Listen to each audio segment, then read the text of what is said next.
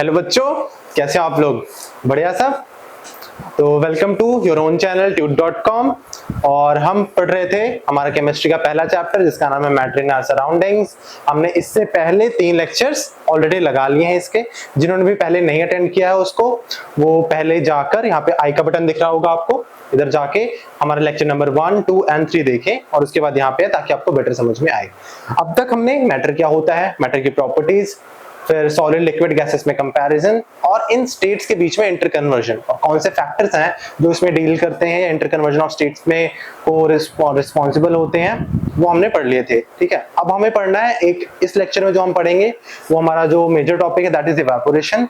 और उससे पहले लास्ट वाले लेक्चर में हमने भी नोटिस किया कि उसके एंड में कोई इशू हो गया था, कोई टेक्निकल इशू हो गया था जिसकी वजह से कुछ लास्ट की वीडियोस लास्ट का कुछ टाइम रिकॉर्ड नहीं हो पाया, अपलोड नहीं हो पाया है। तो we are really sorry for that. तो वो भी पार्ट भी हम यहाँ पर दोबारा से कवर अप करेंगे। ठीक है, तो हम पढ़ रहे थे इंटरकन्वर्जन ऑफ स्टेट्स, जहां पर हमने टेम्परेचर का इफेक्ट पढ़ लिया था कि टेम्परेचर कैसे इंटरकन्वर्जन ऑफ स्टेट्स के लिए रिस्पॉन्सिबल है। ठीक है, नेक्स्ट जो हमारा फैक्टर है दैट इज प्रेशर, कि प्रेशर कैसे इंटरकन्वर्जन ऑफ स्टेट्स करवा रहा है, यानी कि एक स्टेट में एक स्टेट से दूसरे स्टेट में चेंज करवा रहा है। ठीक है, होता क्या, जैसा कि हमने पढ़ा कि मैटर की कैरेक्टरिस्टिक प्रॉपर्टी होती है कि उनके कंस्टिट्यूएंट पार्टिकल्स के बीच में स्पेस, जो कि सॉलिड्स में बहुत कम होता है, लिक्विड्स में उससे ज्यादा और गैसेस में और ज्यादा। ठीक है, अब अगर हम किसी भी मैटर पे प्रेशर लगाएंगे, प्रेशर अप्लाई करेंगे, तो उसके जो कंस्टिट्यूएंट पार्टिकल्स हैं वो फर्दर और पास आ जाएंगे।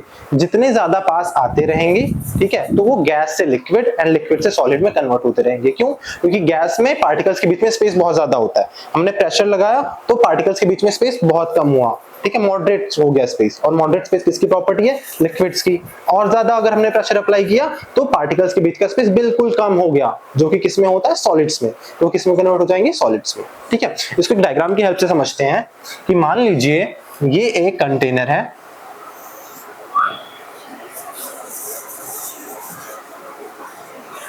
ये कंटेनर है। ठीक है, इसके अंदर हमारी गैस फिल्ड है कोई भी,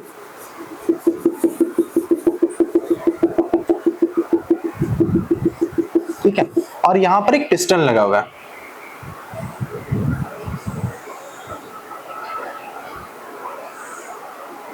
ठीक है, नेक्स्ट स्टेप में हमने क्या किया कि हमने इस पिस्टन को नीचे पुश किया। ठीक है, कैसे? नीचे पुश किया। ठीक है, तो उसके बाद क्या होगा, ये पिस्टन थोड़ा नीचे आ जाएगा और गैस पार्टिकल्स दब जाएंगे। मतलब हमने बेसिकली इस पे प्रेशर लगाया। तो ये जो पार्टिकल्स हैं, ठीक है, अब मैं इसका नेक्स्ट स्टेप ड्रॉ कर रहा हूं।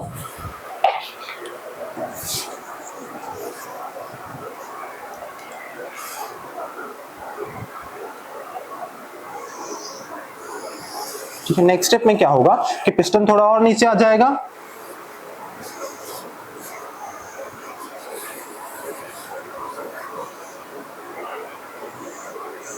ठीक है, और गैस पार्टिकल जो पहले यहां तक फैले हुए थे वो इतने से एरिया में आ जाएंगे। ठीक है, मतलब गैस पार्टिकल्स के बीच का स्पेस बहुत कम हो गया है।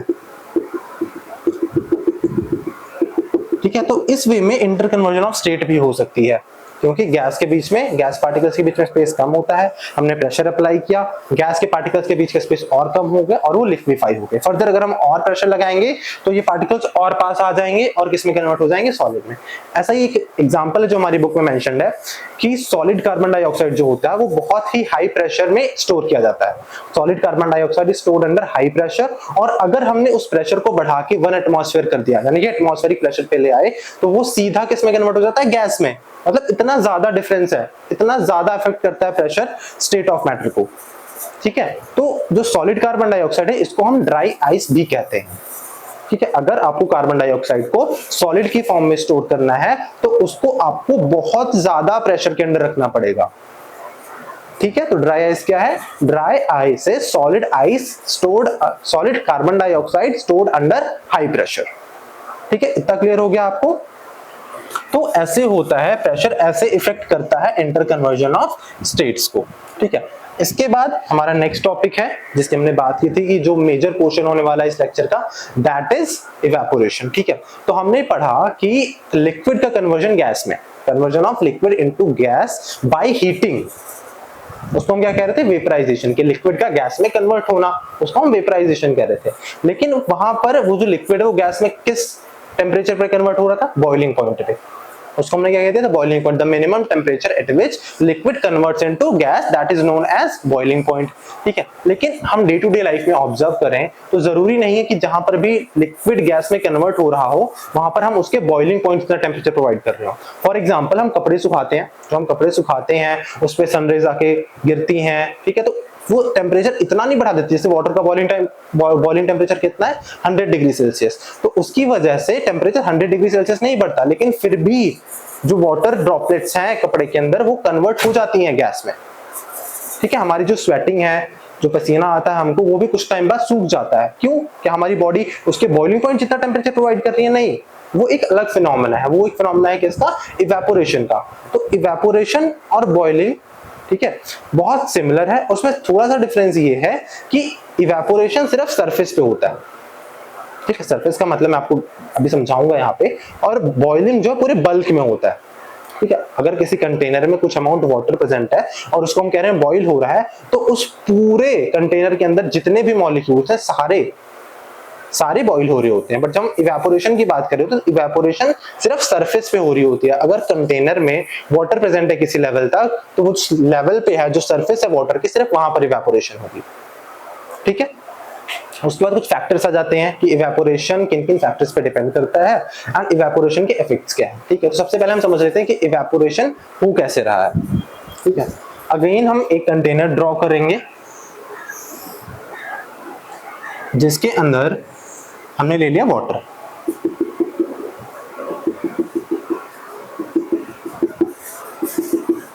अब मैंने बोल तो दिया कि बॉइलिंग पॉइंट से पहले ही, ठीक है, गैस सॉलिड लिक्विड किसमें कन्वर्ट हो जाएगा, गैस में, दैट इज इवेपोरेशन। अब आप पूछोगे कि बॉइलिंग पॉइंट से पहले ही कैसे कन्वर्ट हो जा रहा है लिक्विड गैस में, क्योंकि फोर्स ऑफ अट्रैक्शन है ना मॉलिक्यूल्स के बीच में, तो बॉइलिंग पॉइंट आए उससे पहले ही कैसे कन्वर्ट हो जा रहा है। ठीक है, तो हम समझते हैं, देखो ये अगर इतना पूरा वाटर है तो यहाँ पर दो जगह पे मॉलिक्यूल्स प्रेजेंट हो सकते हैं, डिफरेंशिएट करना चाहें अगर हम, तो एक की सरफेस पे मान लो बहुत सारे मॉलिक्यूल्स यहाँ सरफेस पे होंगे, वाटर के बहुत सारे मॉलिक्यूल सरफेस पे होंगे, और बहुत सारे मॉलिक्यूल्स बल्क में होंगे। बल्क का मतलब इस वाटर के अंदर बिल्कुल। ठीक है, तो हमने क्या बोला था कि particles of matter attract each other. ठीक है, तो ये जो पार्टिकल है ये अट्रैक्ट कर रहा होगा इसको, और ये अट्रैक्ट कर रहा होगा इसको, ऐसे ही ये इसको अट्रैक्ट कर रहा होगा, ये इसको अट्रैक्ट कर रहा होगा, ये इसको अट्रैक्ट कर रहा होगा। ठीक है, अगर और भी पार्टिकल्स होंगे, ये वाला इसको अट्रैक्ट कर रहा होगा, यहाँ पे कोई एक और पार्टिकल होगा तो ये दोनों आपस में एक दूसरे को अट्रैक्ट कर रहे होंगे, सारे अट्रैक्ट कर रहे होते हैं पार्टिकल्स। ठीक है, तो जो देखो जो पार्टिकल यहाँ अंदर है, जो पार्टिकल यहाँ अंदर है वो हर तरफ से अट्रैक्ट हो रहा है, क्योंकि उसके चारों साइड्स में वाटर मॉलिक्यूल्स प्रेजेंट है।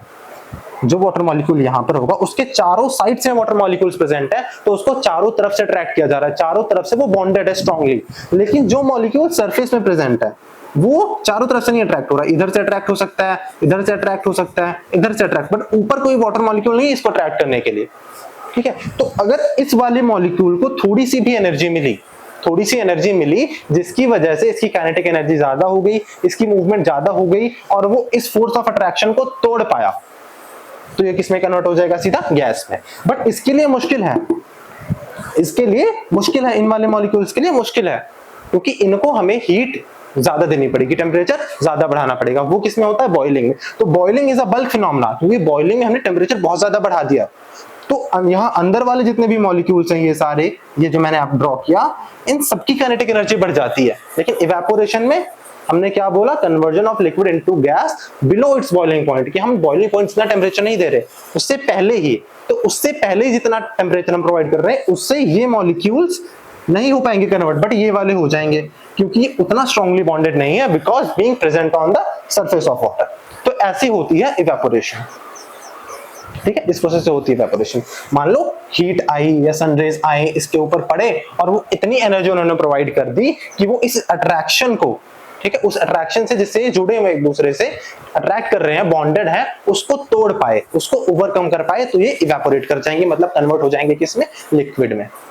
ठीक है, इतनी बात आई समझ में। तो इवेपोरेशन का बेसिक सा मतलब ये है कि evaporation is conversion of liquid into gas below it's boiling point, और वो प्रोसेस हो कैसे रहा है, ऐसे। ठीक है, अगर मैं आपसे बेसिक सा डिफरेंस पूछूं, again differentiate between boiling point and evaporation, या फिर differentiate between boiling and evaporation, तो आप क्या कहेंगे कि boiling is a bulk phenomena, क्योंकि बॉइलिंग में ये वाला मॉलिक्यूल भी कन्वर्ट हो रहा है गैस में, ये वाला भी और सरफेस वाला भी, मतलब सारे मॉलिक्यूल्स। बट इवेपोरेशन के केस में सिर्फ सरफेस के मॉलिक्यूल्स। तो evaporation is a surface phenomena and boiling is a bulk phenomena.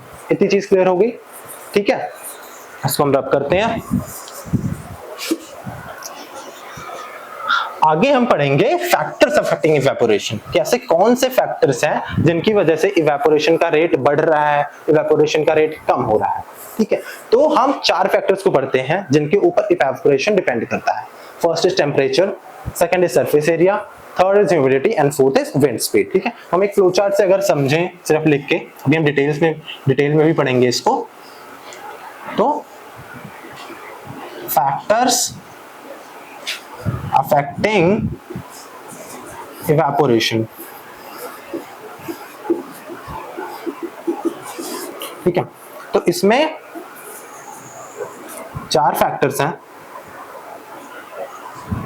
First is temperature, या फिर आप सरफेस एरिया भी फर्स्ट पे रख सकते हो, ऑर्डर का ऐसा कुछ डिफरेंस होता नहीं है। First is temperature, second is surface area, ठीक है। Third is humidity. ह्यूमिडिटी का मतलब पता है? ह्यूमिडिटी का मतलब कि जो एटमॉस्फेयर है या जो एयर है हमारे अराउंड में, उसमें कितना वाटर वेपर प्रेजेंट है, amount of water vapour present in air और atmosphere is called as humidity, ठीक है। Humidity and fourth is wind speed, ठीक है। तो चलो अभी सिर्फ सुनो कि ये फैक्टर्स कैसे इफेक्ट कर रहे हैं, ठीक है। तो सबसे पहले टेम्परेचर। टेम्परेचर कैसे इफेक्ट कर रहा होगा इवेपोरेशन को? हमने क्या बोला? हमने बोला कि जो मॉलिक्यूल सरफेस पे हैं उनको थोड़ा सा टेम्परेचर ज्यादा मिला किसी भी रीजन से, चाहे हमने हीट दिया हो या सनरेज की वजह से, कि उनका टेम्परेचर थोड़ा ज्यादा मिला, जिसकी वजह से मॉलिक्यूल्स की काइनेटिक एनर्जी बढ़ गई और वो इवेपोरेट हो गए, मतलब कन्वर्ट हो गए लिक्विड से गैस में। अब अगर हम टेम्परेचर बढ़ाएंगे तो उन मॉलिक्यूल्स को काइनेटिक एनर्जी और ज्यादा मिलेगी, और ज्यादा मिलेगी तो ज्यादा मॉलिक्यूल्स कन्वर्ट होंगे गैस में, मतलब इवेपोरेशन ज्यादा होगा। तो evaporation is directly proportional to temperature. Temperature ज्यादा, काइनेटिक एनर्जी मॉलिक्यूल्स को ज्यादा मिलेगी, काइनेटिक एनर्जी ज्यादा मिलेगी तो ज्यादा स्पीड से मूव करना स्टार्ट करेंगे, ज्यादा स्पीड से मूव करना स्टार्ट करेंगे तो जल्दी कन्वर्ट हो जाएंगे गैस में, ठीक है। सेकंड है सरफेस एरिया। सरफेस एरिया का मतलब कि कितना एरिया में वो चीज, कोई भी चीज स्प्रेड हो सकती है, ठीक है। तो सरफेस एरिया से भी इवेपोरेशन डायरेक्टली प्रोपोर्शनल है। जितना ज्यादा सरफेस एरिया मिलेगा उतने ज्यादा एरिया से इवेपोरेशन हो पाएगी, ठीक है। जैसे कि हम कपड़े सुखाते हैं तो हम कपड़े स्प्रेड करके सूखने के लिए डालते हैं ताकि सरफेस एरिया ज्यादा बढ़ जाए, जिससे सनरेज फॉल कर सके और इवेपोरेशन हो सके। तो सोचो ना, एरिया ज्यादा है तो ज्यादा सनरेज उसके ऊपर गिरेंगे, ज्यादा गिरेंगे तो इवेपोरेशन का रेट भी ज्यादा होगा, क्योंकि ज्यादा मॉलिक्यूल से तो ज्यादा काइनेटिक एनर्जी मिल पाएगी, ठीक है। Third is humidity. ह्यूमिडिटी का मैंने बोला कि amount of water vapour present in air और एटमॉस्फेयर, ठीक है। अब मान लो कि एयर के अंदर ऑलरेडी बहुत ज्यादा ह्यूमिडिटी है, बहुत ज्यादा वाटर वेपर्स प्रेजेंट है, ठीक है। तो इवेपोरेशन का रेट स्लो हो जाएगा। क्यों? क्योंकि एयर में, एटमॉस्फेयर में ऑलरेडी वाटर वेपर्स बहुत ज्यादा प्रेजेंट है, तो अब उतनी स्पेस नहीं है कि जो लिक्विड है वो वाटर वेपर्स में कन्वर्ट होकर एटमॉस्फेयर में जा पाए, मतलब स्पेस की बेसिकली कमी हो गई है। हमारे एयर में अगर ह्यूमिडिटी ज्यादा है मतलब वाटर वेपर्स ऑलरेडी ज्यादा अमाउंट में प्रेजेंट है, तो लिक्विड का कन्वर्जन यानी कि वाटर का कन्वर्जन वाटर वेपर में, विच इज इवेपोरेशन, उसका रेट अपने आप कम हो जाएगा क्योंकि इतनी स्पेस ही नहीं है। And fourth is wind speed.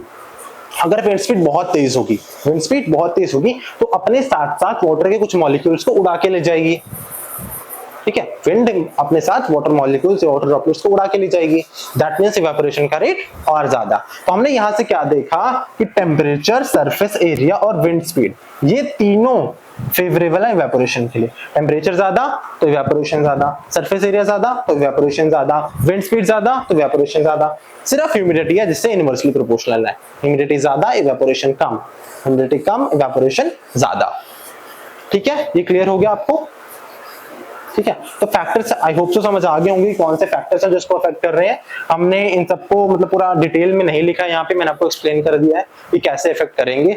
ज्यादा टेम्परेचर, ज्यादा काइनेटिक एनर्जी, मॉलिक्यूल ज्यादा स्पीड से मूव करेंगे और ज्यादा जल्दी इवेपोरेट होंगे। सरफेस एरिया ज्यादा मिलेगा, तो ज्यादा मॉलिक्यूल्स कन्वर्ट हो पाएंगे गैसेस में। ह्यूमिडिटी, ऑलरेडी स्पेस ऑक्यूपाइड है एयर के अंदर, तो और ज्यादा वाटर वेपर्स नहीं जा सकते, या जाएंगे भी तो बहुत स्लो स्पीड से जाएंगे, तो इवेपोरेशन का रेट कम हो गया।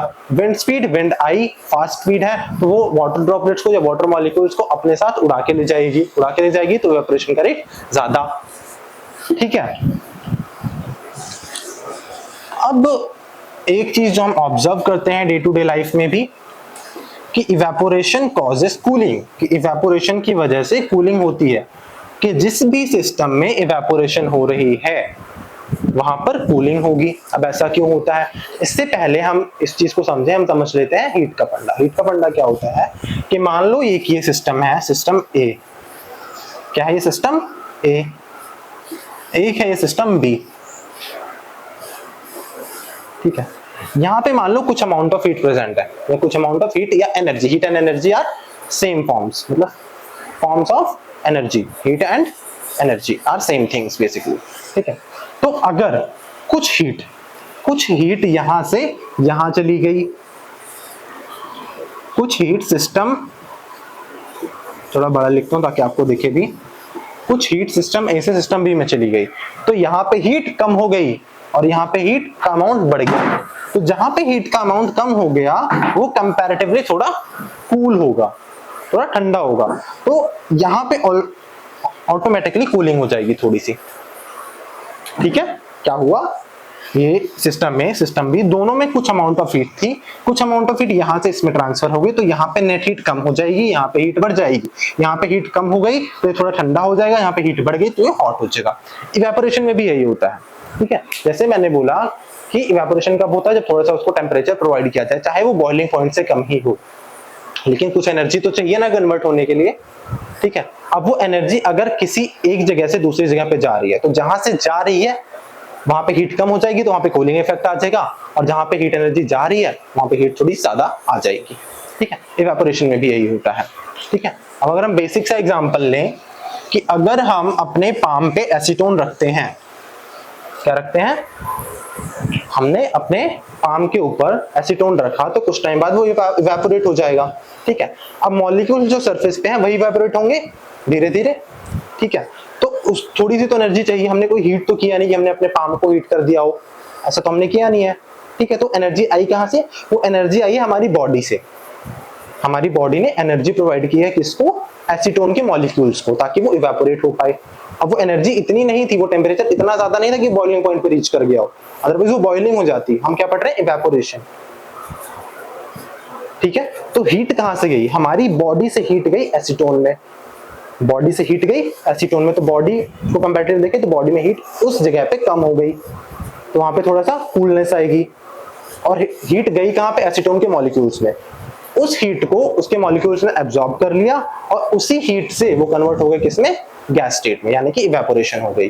तो हमें कूलिंग इफेक्ट फील होता है हमारे पाम पे, क्योंकि हीट कहां से गई है, हमारे पाम से, मॉलिक्यूल्स ऑफ एसीटोन में। ठीक है, ये चीज क्लियर होगी आपको। ओके, इसका नेक्स्ट जो एक और एप्लीकेशन है डे टू डे लाइफ में, ठीक है, अभी लिखा ही नहीं हुआ कुछ, कि हम समर्स में कॉटन क्लॉथ्स क्यों वेयर करते हैं। ठीक है, तो इसका रीजन सिंपल था कि अगर समर डेज हैं, टेम्परेचर ज्यादा है, तो हमारी स्वेटिंग ज्यादा होगी, हमारी बॉडी पे स्वेटिंग और ज्यादा होगी। अब कॉटन का क्या है, कॉटन बहुत सारे वाटर मॉलिक्यूल्स को एब्जॉर्ब करके रख सकता है, होल्ड करके रख सकता है। ठीक है, तो अगेन जो हीट है वो हमारी बॉडी से जाएगी, कहां पर, जो वाटर ड्रॉपलेट्स प्रेजेंट है उन कॉटन क्लॉथ्स में, हीट बॉडी से गई कहां पर, वाटर मॉलिक्यूल्स के पास, वाटर मॉलिक्यूल्स ने उस एनर्जी को एब्जॉर्ब किया और कन्वर्ट हो गए गैसेस में।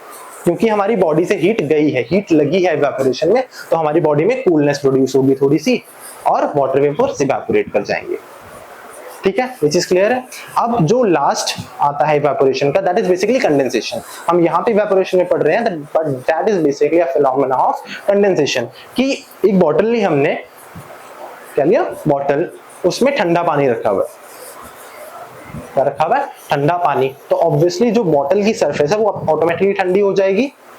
बट जो एयर मॉलिक्यूल्स हैं हमारे सराउंडिंग में, उनमें कुछ वाटर वेपर्स होंगे। ठीक है, तो वो जैसे ही बॉटल के आसपास आएंगे वो अपनी एनर्जी लूज कर देंगे, क्योंकि वहां का एनवायरनमेंट क्या है, ठंडा है, बॉटल की सरफेस क्या है, ठंडी है। ठीक है, तो जो वाटर वेपर्स प्रेजेंट है सराउंडिंग में वो कन्वर्ट हो जाएंगे गैस में यानी कि वाटर वेपर्स में, और वो वाटर ड्रॉपलेट्स की फॉर्म में आपको दिखेंगे बॉटल की आउटर सरफेस पे। ऐसा हुआ कैसे? कंडेंसेशन से। तो जो एयर में वाटर वेपर्स थे वो कन्वर्ट हो गए वाटर ड्रॉपलेट्स है, मतलब कि लिक्विड में। तो दिस इज बेसिकली कंडेंसेशन। ठीक है, तो ये थी लास्ट एप्लीकेशन इवेपोरेशन की। ठीक है, ऐसे और भी फिनोमेना होते हैं जिसपे इवेपोरेशन डिपेंड करता है। ठीक है, जैसे कि एक रूफ का एग्जांपल हो गया कि समर डेज में रूफ पे या ग्राउंड पे लोग स्प्रिंकल करते हैं वाटर का। ठीक है, क्यों?